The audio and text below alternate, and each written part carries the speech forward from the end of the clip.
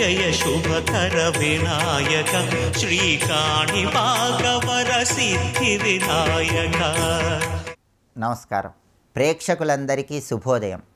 ఈనాటి శుభయోగం శీర్షికన సూర్యభగవానుడి విభూతి స్వరూపమైనటువంటి అగ్నిదేవుడికి ఉన్నటువంటి ప్రాధాన్యత ఏంటో, అలాగే వేద ప్రమాణంగా అగ్నిసాక్షికి ఉన్నటువంటి ప్రాధాన్యత ఏంటో పరిశీలిద్దాం. ఆదిత్యుడే అగ్నిస్వరూపమని వేదం మనకు తెలియజేస్తోంది. దీనికి సంబంధించినటువంటి కథను కూడా పౌరాణిక గ్రంథాల్లో చెప్పడం జరిగింది.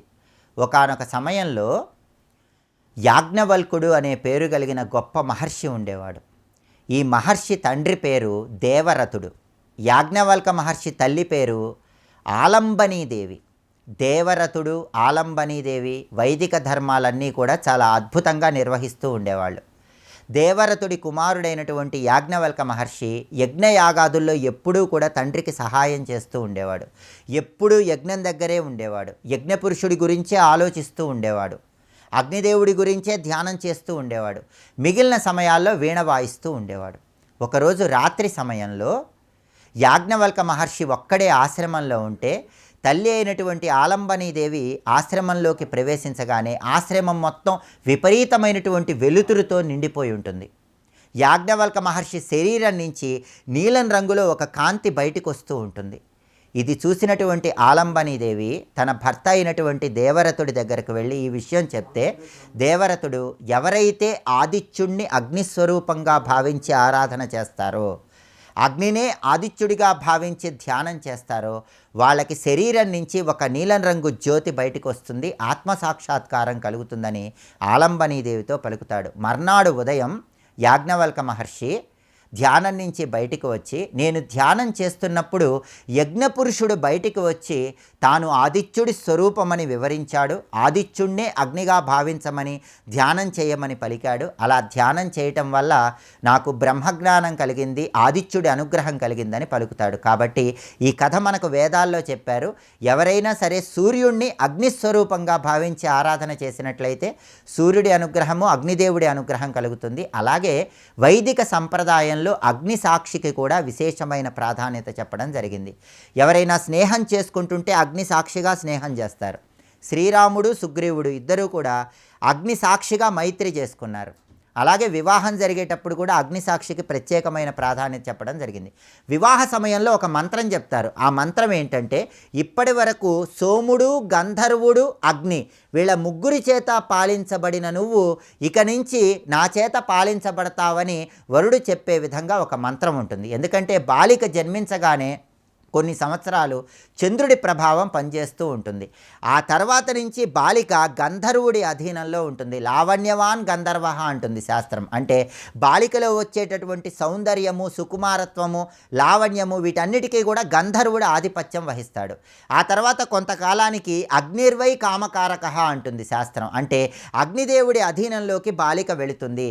దానివల్ల అగ్నిదేవుడు ఈ బాలికకు వివాహం జరిపించాలని భావిస్తాడు. అందుకే దదామిత్యగ్నిర్వదతి అంటుంది శాస్త్రం. అందుకే ప్రారంభంలో సోముడు అంటే చంద్రుడి ద్వారా, ఆ తర్వాత గంధర్వుడి ద్వారా, ఆ తర్వాత అగ్నిదేవుడి ద్వారా పాలించబడిన కన్య వివాహ సమయంలో ఈ ముగ్గురి నుంచి వరుడు స్వీకరించే విధంగా మంత్రాలు చెప్పడం జరుగుతుంది. కాబట్టి అగ్ని సాక్షికి ఇంతటి ప్రాధాన్యత వైదిక ధర్మంలో చెప్పడం జరిగింది.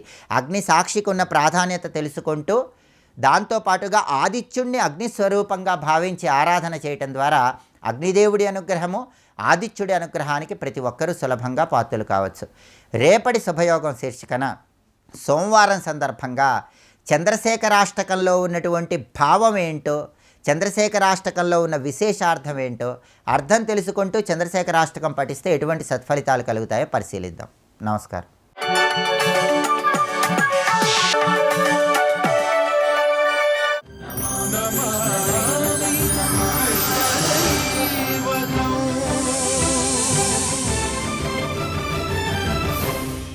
వృక్షములు కూడా కామదుఘలు, అంటే ఏది కోరుకుంటే అది ఇవ్వగలిగిన విధంగా వృక్షములు అక్కడ ప్రకాశిస్తున్నాయి.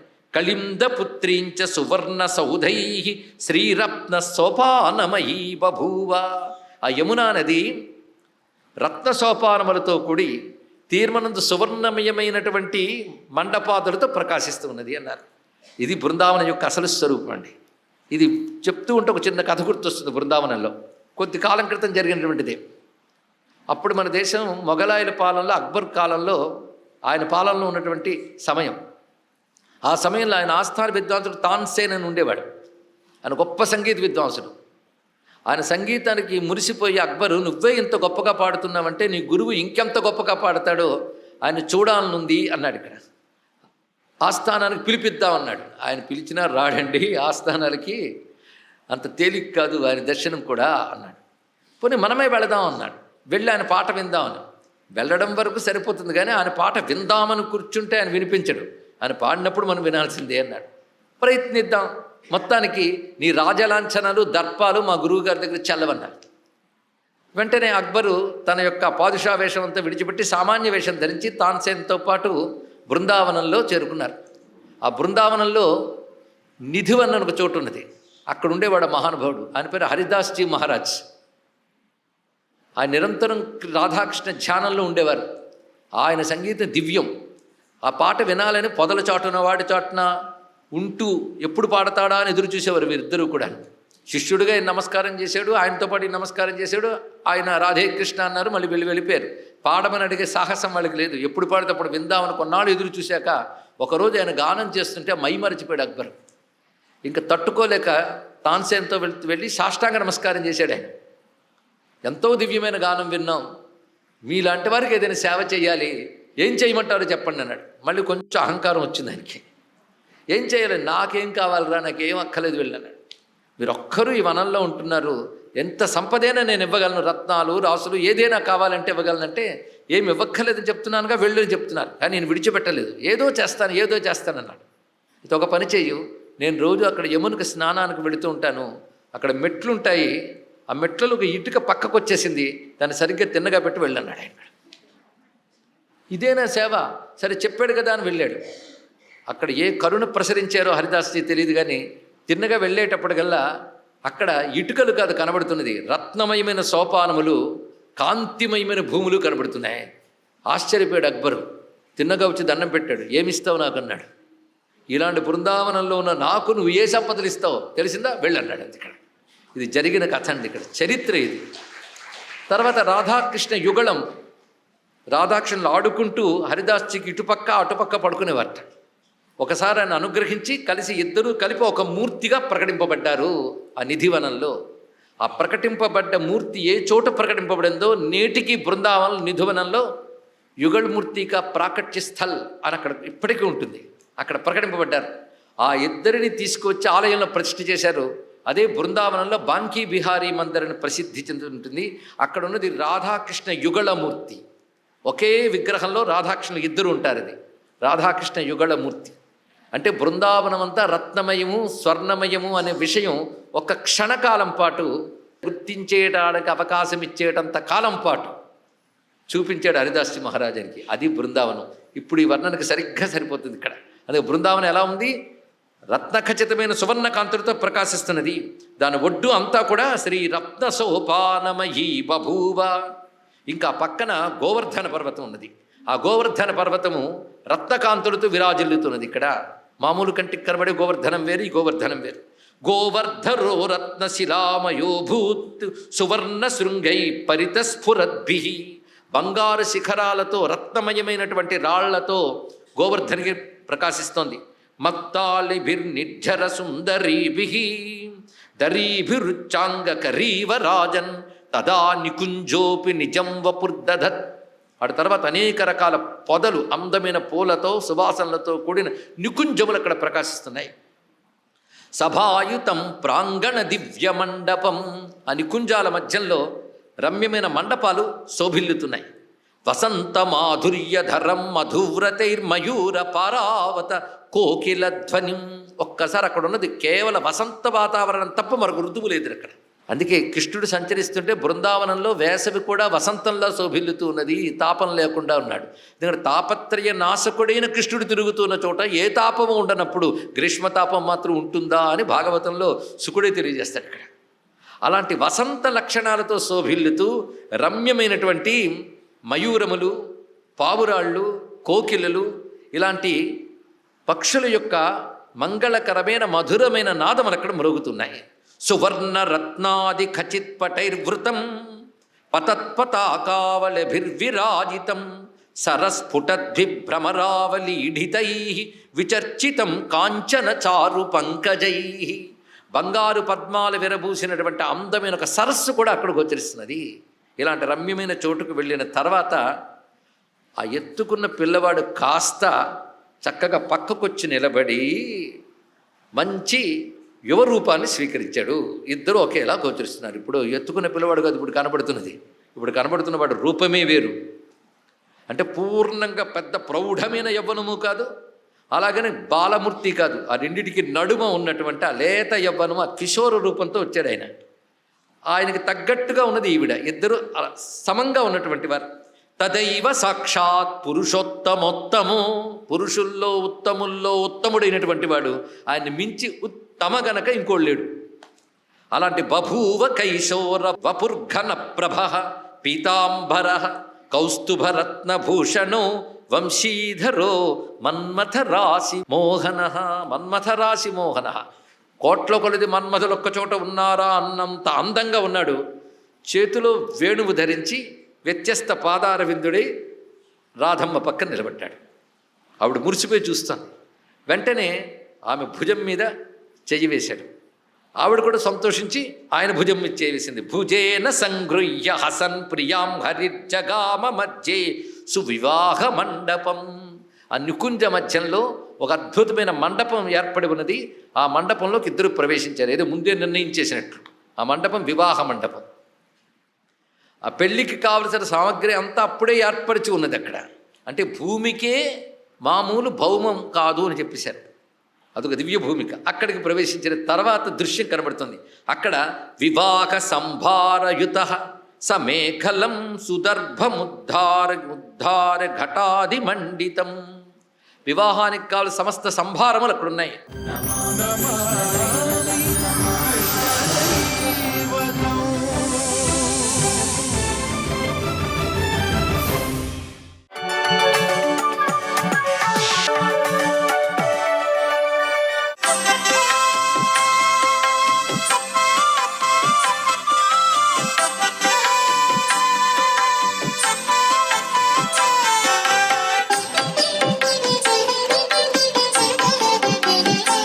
ఓం నమో నారాయణాయ, ఓం నమ శివాయ, శ్రీమాత్రే నమ.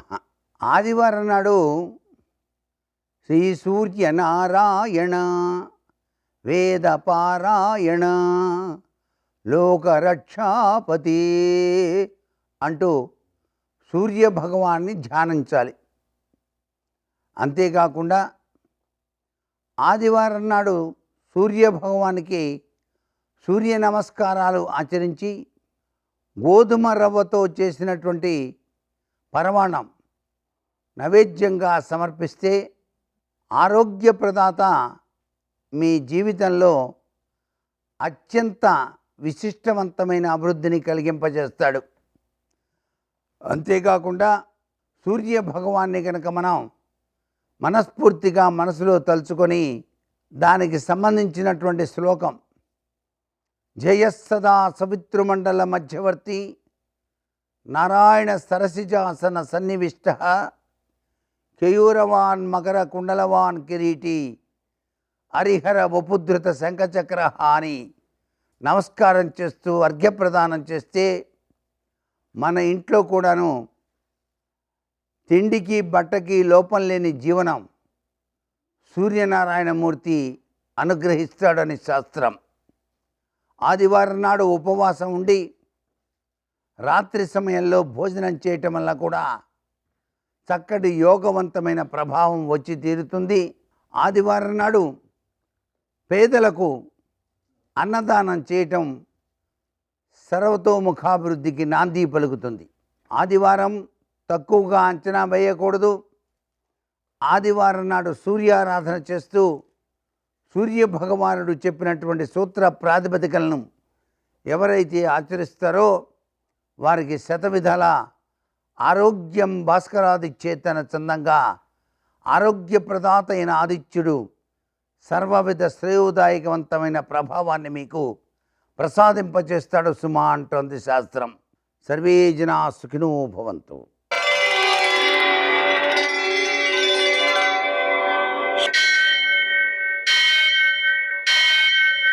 सहस्रशीर्षं देवं विश्वाक्षं विश्वशम्भुवं विश्वं नारायणं देवमक्षरं परमं पदं विश्वतः परमां नित्यं विश्वं नारायणगुं हरिं विश्वमेवेदं पुरुषस्तद्विश्वमुपजीवति पतिं विश्वस्यात्मेश्वरगुं शाश्वतगुं शिवमच्युतं नारायणं महाज्ञेयं विश्वात्मानं परायणम्.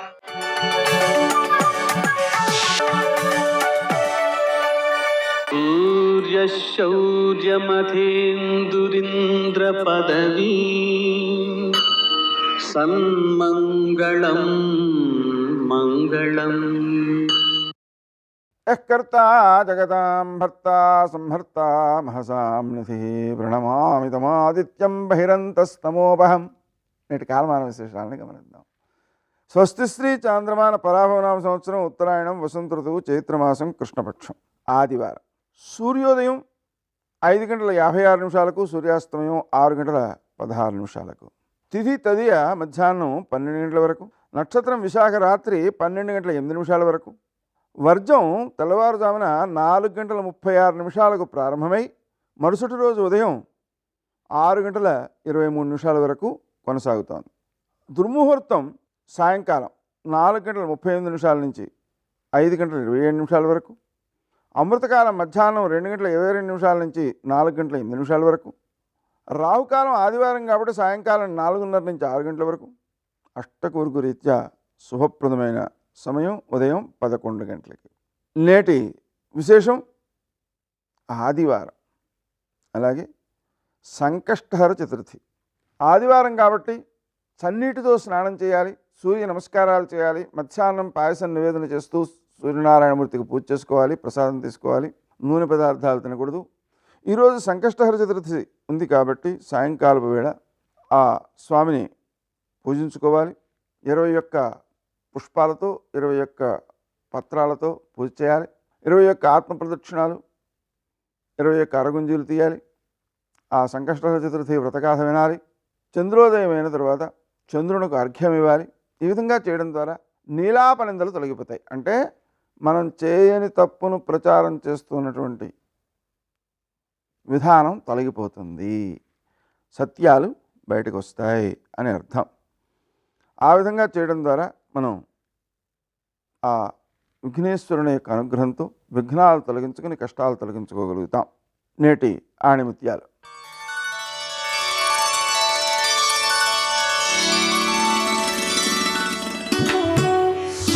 ఆనందానికి ఆధారం సంతృప్తి, అశాంతికి మూలం అత్యాశ.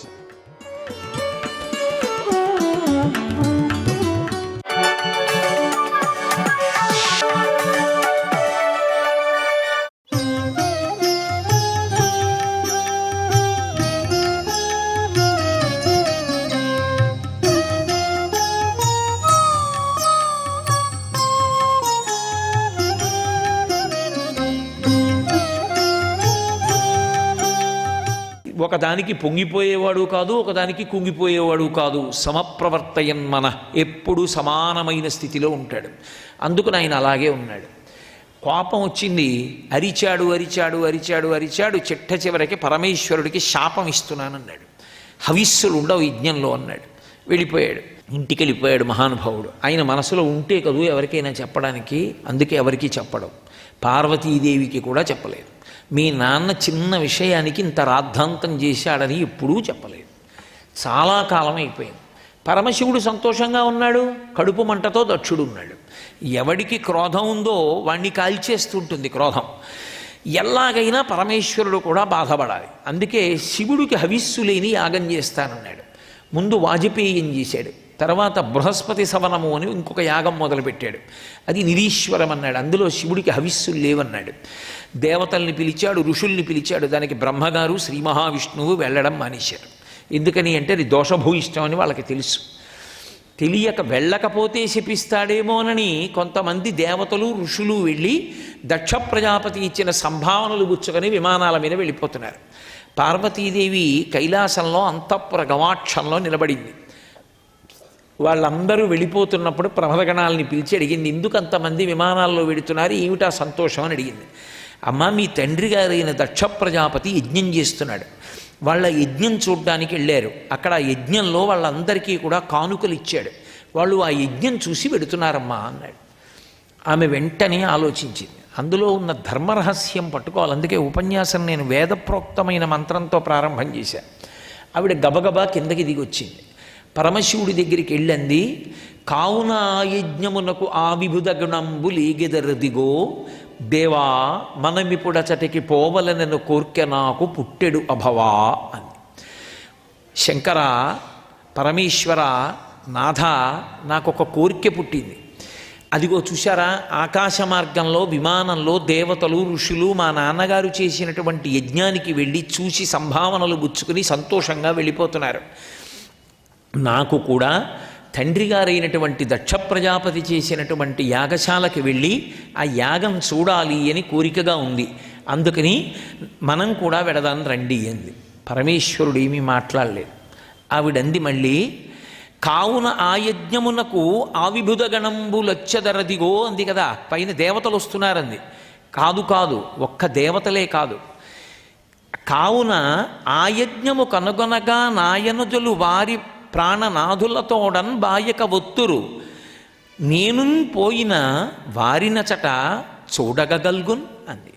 ఒక ఆడపిల్ల మనస్సు ఎంత ప్రేమతో ఉంటుందో పుట్టినింటి పట్ల అంత ప్రేమతో మాట్లాడింది. 13 మంది అక్క చెల్లెళ్లలో సతీదేవి ఒకతే. నా అక్క చెల్లెళ్ళు వాళ్ళ భర్తలతో వస్తారు ఆ యజ్ఞం చూడ్డానికి. ప్రత్యేకంగా అక్క చెల్లెళ్ళని చూడ్డానికి 12 మంది ఇంటికి ఎక్కడెడతాను? అన్నదమ్ములు ఉన్నారు. పుట్టినిల్లు తండ్రి దక్ష ప్రజాపతి, తల్లుంది. ఒక్కసారి యజ్ఞానికి వెళ్ళాను అనుకోండి, వాళ్ళు కూడా ఎలాగో భర్తలతో వస్తారు. మా చెల్లెళ్ళని, మా బావమరుదుల్ని, వాళ్ళందరినీ కూడా చూడొచ్చు. మా నాన్నగారిని, అమ్మని చూడాలి. అందుకని వెళ్ళాలనుంది. మీరు రండి వెడదాం అంది. శివుడు ఏం మాట్లాడలేదు. ఆవిడంది, ఓహో అల్లుడు గారు కదూ, పిలవలేదని అలిగాడులా ఉంది, పిలవలేదని రావట్లేదు అని ఆవిడే అంది. అనయము పిలువక యుండంచన అనుచితమందువేని జనక గురు సుహృత్ జననాయక గేహములకు చనుచుందురు పిలువకున్న సజ్జనులధిపా అంది. ఒక ధర్మం ఒకటి ఉంది లోకంలో. ఎప్పుడైనా ఒకళ్ళ ఇంట్లో శుభకార్యం జరుగుతున్నప్పుడు వెళ్ళాలి అంటే ఆ ఇంటి నుండి పిలుపు ఉండాలి.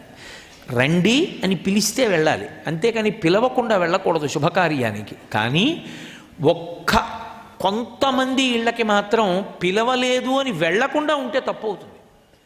పిలవక్కర్లేదు, పిలవకపోయినా వెళ్ళాలి. ఎవరింటికి వెళ్ళాలి అంటే జనక, తండ్రి ఇంట్లో ఏదైనా ఉత్సవం చేస్తున్నప్పుడు ఆడపిల్లల్ని పిలవక్కర్లేదు. అల్లుణ్ణి, కొడుకుని పిలవక్కర్లేదు, కోడల్ని పిలవక్కర్లేదు, మనవల్ని పిలవక్కర్లేదు. పిలవకుండా వెళ్ళాలి తండ్రి దగ్గరికి. ఎవరు? తండ్రి యొక్క బిడ్డలు. కూతురు కూడా వెళ్ళాలి. మరి అల్లుడు గారండి అంటారేమో, ఆడపిల్లని కన్యాదానం చేసేటప్పుడు చతుర్థి విభక్తి వేరు, ఇదం నమమ అని వేరు మంత్రం. ఆడపిల్లని కన్యాదానం చేసేటప్పుడు చతుర్థి విభక్తి వెయ్యకుండా చేస్తారు. కాబట్టే ఆమె యొక్క నడవడి చేత పుట్టింటి వారు కూడా తరిస్తారు. ఆమెని ఎప్పుడు కావాలంటే అప్పుడు పుట్టింటికి పిలిపించుకునే అధికారం తండ్రికి ఎప్పుడూ ఉంటుంది. తండ్రి ఇంట్లో ఉత్సవం జరిగితే ఆడపిల్ల పిలుపు లేకుండా వెళ్ళవచ్చు. కాబట్టి జనక, మా నాన్నగారు పిలవక్కర్లేదుగా, వెళ్ళాలి. గురువుగారి ఇంట్లో ఉత్సవం జరుగుతోంది అనుకోండి, గురువుగారు మమ్మల్ని పిలవలేదండి అనకూడదు, గురువుగారు పిలవకపోయినా వెళ్ళాలి. కాబట్టి గురు సుహృత్, మంచి స్నేహితుడు, చాలా మంచి స్నేహితుడు. చాలా మంచి స్నేహితుడైతే పిలవకూడదు అసలు. ఆయన దగ్గరికి వెళ్ళి శుభలేఖ ఇచ్చి నువ్వు తప్పకుండా రావాయి పెళ్ళికి అని చెప్పకూడదు, ఆయనే వచ్చేస్తాడంతే. సుహృత్, జననాయక, భూమిని పరిపాలించేటటువంటి రాజు ఇంట్లో ఉత్సవం జరుగుతున్నప్పుడు పిలవక్కర్లేదు, ప్రజలు వెళ్ళచ్చు. జననాయక గేహములకు చనుచుందురు పిలువకున్న సజ్జనులధిప, సజ్జనులైన వాళ్ళు పిలవకపోయినా ఈ 4 ఇళ్ళకి వెళ్ళాలి. మరి మా నాన్నగారు ఎందుకు పిలవాలి? పిలవక్కర్లేదుగా, పిలవకపోయినా వెళ్ళాలిగా.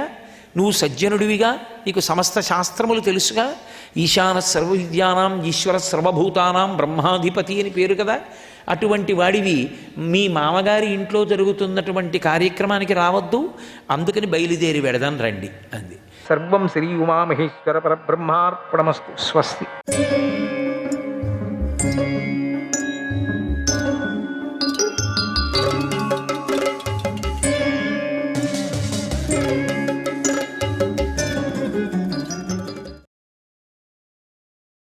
పూర్వము అంబువీచుడు అనేటువంటి ప్రసిద్ధుడైనటువంటి రాజు ఉండేవాడు. అంబువీచుడు అతడు మగధ వంశంలో పుట్టాడు. చక్కగా దేశాన్ని పరిపాలిస్తున్నాడు, మగధ దేశాన్ని.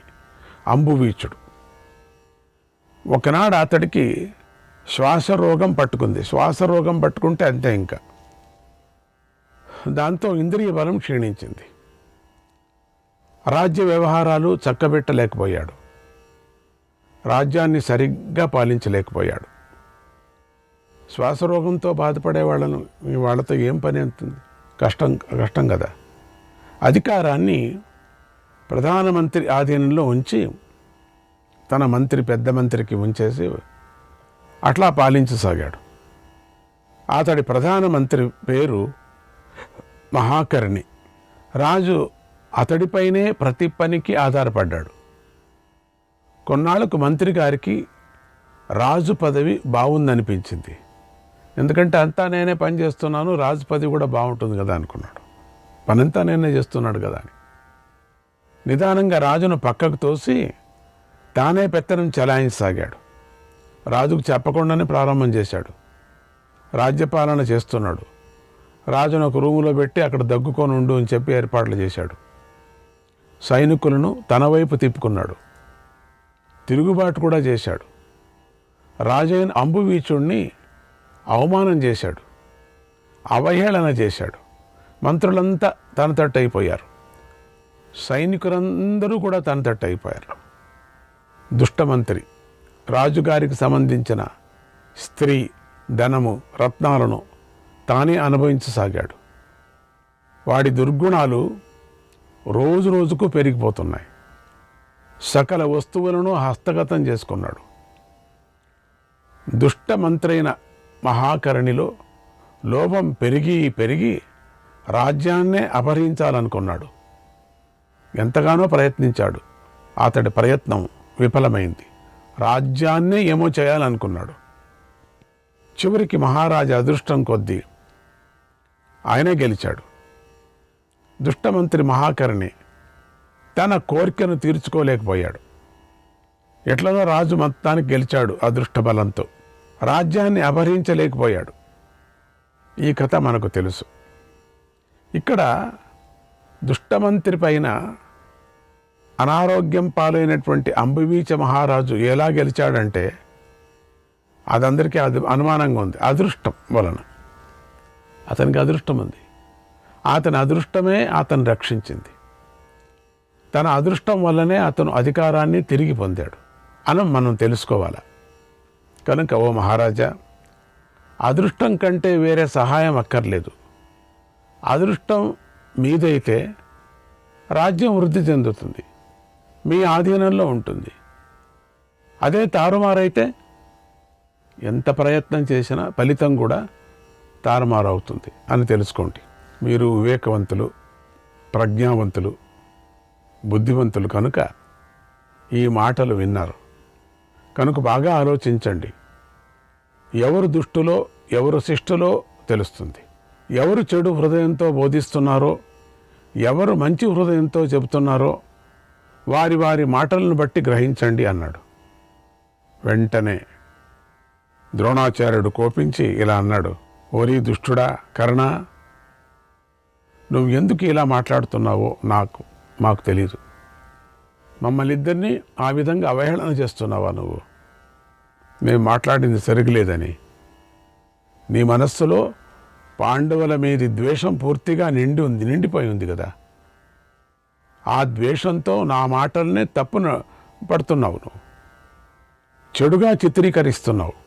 నువ్వు వాళ్ళ మీద ఎట్లయినా వెళ్ళాలి యుద్ధానికి, వాళ్ళని చంపాలంతే నీకు నేను ముందు చూపుతో కూడా ఆలోచించి కురువంశానికి మేలు కలగాలని కోరుకుంటూ ఇలా మంచి మాటలు చెప్పాను. ఇది తప్పు అని నువ్వు అనుకుంటే ఏం చేయటం వల్ల కౌరవులకు మేలు కలుగుతుందో నువ్వు చెప్పు. అయితే కౌరవులకు మంచిది కావాలా? అదే అండి నేను చెప్తున్నాను. మీ టర్న్ వచ్చినప్పుడు మీరు మాట్లాడండి, మీరు కూర్చోండి. శకుని మామగారు మీరు కూర్చోండి.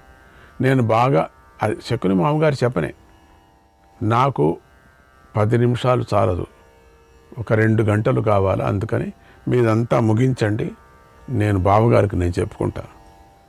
ఫైనల్గా బావగారు నా మాటనే వినేది. ఆయన నా మాట ఎవదాటడు. ఏమండి బావగారు? అవును మామ, అవును శకుని మామ. నేను బాగా విచారించి ఆలోచించి మంచిని చెప్పాను. దీనికి భిన్నంగా ఆచరిస్తే మాత్రం కౌరవులు అతి త్వరలోనే నశిస్తారు. ఇది మర్చిపోకు. తేడా జరిగితే నాశనం తప్పదు, గుర్తుంచుకో అని కర్ణుడితో అన్నాడు ద్రోణాచార్యుడు. ద్రోణాచార్యుడు చెప్పిన మాట చాలా అద్భుతంగా ఉంది. అది మనమంతా అనుకుంటాం, ద్రోణాచార్యుడు చెప్పలేదా, పక్కలో ఉండిన వాళ్ళంతా భీష్ముడు చెప్పలేదా అని. చెప్పారు కదా. శ్రీకృష్ణాయ పరమాత్మనే నమః. పాండవులను తీసుకొని వచ్చి వారికి అర్ధరాజ్యం ఇవ్వండి, వారిని గౌరవించండి అని మంత్రాంగంలో ద్రోణాచార్యులు వారు తన అభిప్రాయం తెలిసిన తర్వాత విదురుడు నోరు విప్పాడు. విదురుడికి టర్న్ వచ్చింది. తన అభిప్రాయాన్ని ఇలా చెప్పాడు. రాజన్నిస్సంశయం శ్రేయక వాచ్యస్వమసి బాంధవైః నత్వ శుశ్రూష మాణే వై వాక్యం సంప్రతి తిష్టతి, వాక్యం సంప్రతి తిష్టతి. రాజా, మీరు మేలు కోరుకునేవారు. మీ శ్రేయస్సు గురించి సందేహం లేకుండా మీ మేలు మీరు కోరుకునేవారు కదా. మీ శ్రేయస్సు గురించి సందేహం లేకుండా చెబుతారు వాళ్ళు. మీరు వినకపోతే ఆ మాటలకు విలువ ఉండదు. మీకు భీష్ముడు హితబోధ చేశాడు, మీరు వినలేదు. ద్రోణుల వారి మంచి మాటలు కూడా చెప్పారు, వాటిని కూడా పట్టించుకోలేదు మీరు. అసలు భీష్ముడు ద్రోణులు చెప్తూ ఉంటే మీరు పెడచెవని పెట్టుకొని కొడుకుతో ఏదో గుసగుసా మాట్లాడుతున్నారు.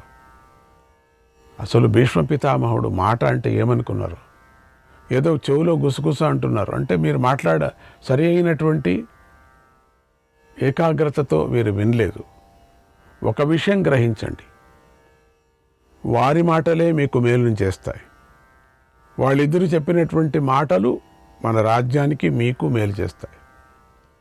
రాధానందుడనేటువంటి కర్ణుడు పలికిన మాటలు అవి ఖండితం చెడు మాటలు. వాటి వల్ల మీకు మేలు జరగదు. అతడు భీష్మద్రోణుల వంటి పురుష శ్రేష్ఠుల మాటలనే తప్పుపట్టాడు కదా, వక్రబుద్ధితో చూశాడు కదా. మహారాజా, గురు వృద్ధులైనటువంటి భీష్మద్రోణులే ధర్మ పరిశీలనలో అందరికన్నా గొప్పవారు కదా. వీరెప్పుడు మీ మేలునే కోరుకుంటారు కదా. వీరిద్దరికంటే మీ మంచి కోరుకునేవారు మరొకరు నాకు కనిపించటం లేదు. వీళ్ళిద్దరే ఈ సభలో, వీళ్ళిద్దరే మీ మేలు కోరుకుంటున్నారు. వీళ్ళ మాటలు చాలా బాగున్నాయి. వీరిద్దరూ వయస్సు, ప్రజ్ఞ, శాస్త్రాలలో అందరికంటే మించున్నారు. మీ మీద, పాండుపుత్రుల మీద కూడా సమానమైన ప్రేమను కలిగి ఉన్నారు. చిన్నప్పటి నుంచి పెంచిన వాళ్ళు. వీరిద్దరూ ధర్మంలోనూ సత్యంలోనూ శ్రీరాముడితో తీసిపోరు, గైడుతో కూడా తీసిపోరు. నచోక్తవంతా వశ్రేయః, నచోక్తవంతా వశ్రేయః పురస్తాదపి కించన, పురస్తాదపి కించన నచాప్యపకృతం కించిత్ అనయోర్లక్ష్యతే త్వయి, అనయోర్లక్ష్యతే త్వయి. మీకు అప్రియమైన మాటలను మీరెప్పుడూ మీ ఎదుట పలకలేదు. ఇంత అద్భుతమైనటువంటి నీతిని చెప్పి నిన్ను సరిచేయటానికి చూస్తున్నారు. కనుక వీరి మాటలు తప్పేమో అని మీరు చింతించవలసినటువంటి పని లేదు. వీరు మీకు ఎల్లవేళలా మేలు చేసేవారై ఉన్నారు. నా మాట వినండి. వీరు లోకంలో నరశ్రేష్ఠులు, బుద్ధివంతులు. కనుక మీకు మోసంతో కూడిన మాటలు చెప్పారు అని అనుకున్నారు కదా, వాళ్ళు చెప్పనే చెప్పరు ఎప్పటికీ కూడా. ఇతిమే నైష్టికీ బుద్ధి వర్తతే కురునందన నచార్ధహేతోర్ ధర్మజ్ఞో నచార్ధహేతోర్ ధర్మజ్ఞో వక్ష్యతః పక్ష సంశ్రితం వక్ష్యతః పక్ష సంశ్రితం. ఓ కురునందన, ధర్మం తెలిసిన వారు స్వార్థం కోసం పక్షపాతం చూపి లాభం అనుకోరు కదా. ఇది నా విశ్వాసం, నా నమ్మకం. ఏదో మిమ్మల్ని పొగిడి మిమ్మల్ని పైన పెట్టి ద్రోణుడు, భీష్ముడు ఏం తీసుకోవాలి ఉన్నారు? వాళ్ళకి ఏముంది? రాజ్యమే వాళ్ళది. ఇంకేమి బహుమానాలు పొందాలని కర్ణుడు మాట్లాడాడే. వాళ్ళకి ఇచ్చే మర్యాదలు ఇస్తున్నాం, డబ్బులు ఇస్తున్నాం, బంగారు ఇస్తున్నాం కదా, ఇంకేమి? వాళ్ళకి ఇచ్చి కూడా పంపించండి అనే విధంగా కూడా కర్ణుడు మాట్లాడతాడే. నిన్నగాక మొన్న వచ్చినవాడు విదురుడు ఎప్పటికీ కూడా కొంచెం పెద్దవాడే కదా. ఈ బచ్చే కర్ణుడు ఇట్లా అంటున్నాడే, ఇది బాగుందే, ఏమైనా బాగుందే అంటూనే పక్కలో కూర్చున్నాడు మామ. ఏ భీష్మ, ద్రోణ, ఏంటి కర్ణుడిని బచ్చే అంటున్నారు? బచ్చే అనటానికి వీర్లేదు అంటే మామ నీ ఊరికే ఉండు మామ. ఎందుకంటే కర్ణుడిని ఎప్పుడు వేసుకొని వస్తూ ఉంటాడు. కర్ణుడి నుంచినే మన రాజ్యం, కర్ణుడే సర్వస్వము అనే విధంగా మాట్లాడుతున్నాడు. భీష్ముడు, ద్రోణుడు ధర్మాత్ములు. మళ్ళీ చెప్తున్నాడు విదురుడు, వాళ్ళిద్దరూ ధర్మాత్ములు. ఒక పక్షంలోకి చేరి లాభం పొందాలని చూడరు. ఏ పక్షంలో కావాలి? రెండు పక్షాలు వాళ్ళవే కదా, వాళ్ళ పిల్లలే కదా. వీరు స్వార్థపరులు కారు అని గ్రహించు. వీరి అభిప్రాయ ప్రకారం నడుచుకుంటేనే మీకు మంచి జరుగుతుంది. పాండవులు మన శత్రువులు కారు, అది కూడా మీ పిల్లల్లాగా. దుర్యోధనుడు మొదలైన వారిలాగానే వారు కూడా నీ పుత్రులే. దుర్యోధనట్లో వాళ్ళు కూడా అట్లనే కదా. ఈ విషయం కొంతమంది మంత్రులకు తెలియదు. అందువల్ల వారు మీ మేలు కోరుకోవటం లేదు. ఇది గమనించు. ఇప్పుడు ఇతర మంత్రుల మాట్లాడిన మాటల్లో మీ కుమారుల పట్ల గల పక్షపాతాన్ని గ్రహించు, మోసాన్ని గ్రహించు, ద్రోహాన్ని గ్రహించు, అధర్మాన్ని గ్రహించు. దీనిని బట్టి వారు నీకు కీడే చేస్తారని తెలుసుకో. భీష్మ ద్రోణులు ఇద్దరూ కూడా మహాత్ములు. మీకు కొంచెం కూడా కీడు జరగనీయరు. కానీ మీరు వీరిని నమ్మటం లేదు. ఎందుకో మీ అదృష్టం. మీరు పాండవుల గురించి చెప్పినటువంటి మాటలు వీళ్ళు సత్యమైనటువంటిది. వీరు చెప్పిందంతా. అర్జునుడు సవ్యసాచ్, శ్రీమంతుడు. అతన్ని ఇంద్రుడు కూడా యుద్ధంలో జయించలేడు. శ్రీమంతుడు అంటే డబ్బు గలవడాని కాదు, అంత బలవంతుడు. భీముడు బలశాలి, 1000 ఏనుగుల బలం గలవాడు. అతన్ని దేవతలు కూడా యుద్ధంలో జయించలేరు. ఇక నకుల సహదేవులు కవలలు, బ్రతకాలని కోరుకునే వాడెవరు కూడా వారిని ఎదిరించి వారితో యుద్ధం తలపెట్టాడు. ఇక 2 అతి ముఖ్యమైన మాటలు చెబుతున్నాను విను, వాటిని బాగా గుర్తుపెట్టుకో. యస్మిన్ ధృతిరనుక్రోశః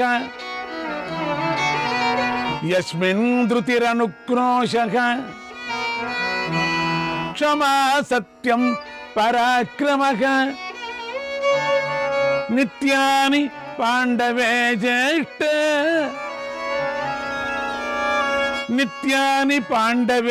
జ్యేష్ఠ సజీయే తరణే కథం సజీయేత్ రణే కథం. ధర్మరాజుతో ఎల్లప్పుడూ ధైర్యం, దయ, ఓర్పు, సత్యం, పరాక్రమం ఉంటాయి.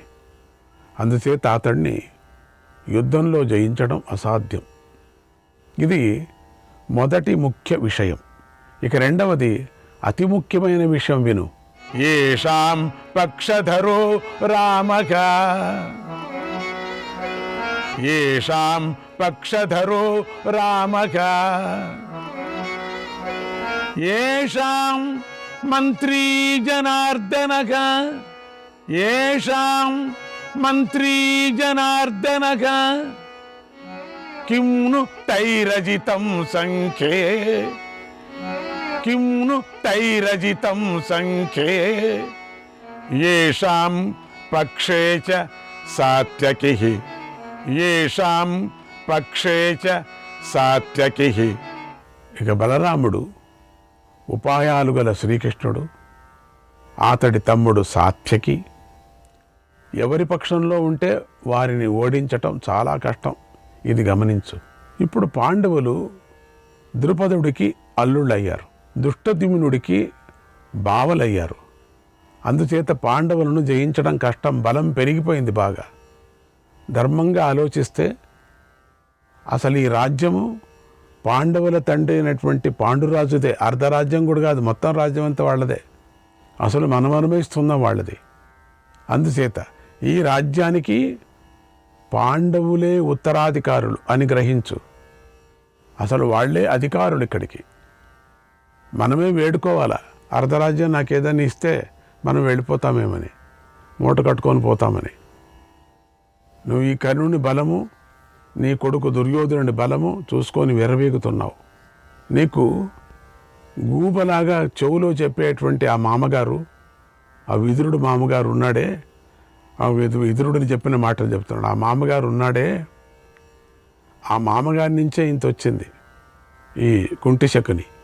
కనుక ఈ విషయాన్ని బాగా గుర్తుపెట్టుకో. వారితో మంచిగా ప్రవర్తించు. అసలు వీళ్ళందరినీ దూరం చేయి. వారికి యోగ్యమైన పనిని వెంటనే చేయి. నువ్వు రాజుగానే ఉంటావు. పురోచనుడు చేసిన పని వల్ల మీకు బాగా అపకీర్తి వచ్చింది. పురోచనుడు అదే చేసేది. లక్కగిల్లు కట్టి అగ్ని పెట్టాడు, తానే దగలపెడిపోయాడు. అదిగాక వాళ్ళు చచ్చిపోయినారు, ఎంత సంతోషపడి వాళ్ళకి అపరకర్మలంతా చేశావు. వాళ్ళు బూడిదనంతా తల మీద పెట్టుకొని తిప్పావు, ఏడ్చావు, రాత్రంతా ఏడ్చావు దాని మీద పడి. నాకు తెలుసు నువ్వు ఎంత ఏడ్చావు లేదని. అయినా ఇంత నటించావు నువ్వు. అంత నటించిన వాడివి ఇప్పుడు ఎందుకు ఇట్లా చేస్తున్నావు? అది దేశమంతా పాకిపోయింది నువ్వు చేసిన పని. నువ్వే చేయించావని తెలిసిపోయింది. ప్రజలంతా మిమ్మల్ని చీదరించుకుంటున్నారు. బయట రా చూస్తూ. చూడటానికి లేదు కదా నీకు గుడ్డోడు. నీకు అందరూ మాట్లాడుకుంటున్నారు. అందుచేత అపకీర్తి పోగొట్టుకో, మచ్చను తొలగించుకో. పాండవులను చేరదీసి వారిని ఆదరించు. నీ పుత్రులే కదా వాళ్ళు. అప్పుడే మన వంశం రక్షించబడుతుంది. విదురుడు చెప్తున్నాడు, మన వంశం రక్షించబడుతుంది, మనకు మేలు కలుగుతుంది. వాళ్ళు పెట్టినటువంటి భిక్షంలో మనం ఉందాం. సమస్త క్షత్రియ జాతికి మేలు కలుగుతుంది. సమస్త క్షత్రియ జాతి మన ఎంత ఉన్నారు వాళ్ళందరికీ మేలు జరుగుతుంది. అందరూ బతికిపోతారు. ద్రుపదుడు బలవంతుడు. అతడికి మనకు పూర్వం శత్రుత్వం ఉంది కదా కొంచెం. ఇప్పుడు అతడిని మన పక్షంలో చేర్చుకోవటం వల్ల మనకు మంచి జరుగుతుంది. మన పక్షంలో చేర్చుకుందాం. ఇంకేం, మనమంతా రాజ్యం హాయిగా చేసుకోవచ్చు. యదువంశీయులు అసంఖ్యంగా ఉన్నారు. యదువంశీయులు ఎంతమంది ఉన్నారు?